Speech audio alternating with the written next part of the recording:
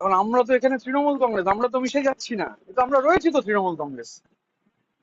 মানে আমি এখন সংখ্যাটা, এখন এগুলো তো সেপারেট চিঠি করতে হবে, করব। সংখ্যাটা 64 পেরিয়ে গেছে, কালকে বলবো হয়তো 65। কাল যখন সেই এমএলএ আসবেন তখন বলবো 65।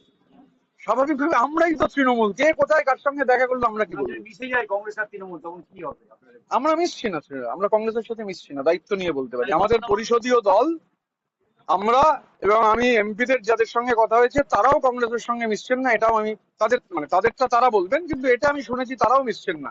তো সংখ্যাগরিষ্ঠ এমপি কংগ্রেসের সাথে মিশছেন না, সংখ্যাগরিষ্ঠ এমএলএ, সংখ্যাগরিষ্ঠ মানে কি, এখন তো সংখ্যাটা উত্তরোত্তর বৃদ্ধি পাবে, তারাও মিশছেন না।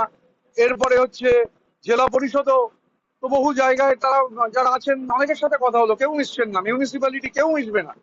তাহলে কংগ্রেসের সাথে মেশার প্রশ্নটা উঠছে কোথায়? কে ইন্ডিভিজুয়ালি কি করেছেন সে নিয়ে কি বলবো? তখন কি আপনার আলাদা প্রতীকের জন্য লড়াই যাবে? সেগুলো কাল কি হবে কালকে বলবো। আপাতত আজকে যা আছে এইটুকু বলতে পারি, আজকেরটা বললাম। এই যে আমি তো জানি কালকে আসবেন,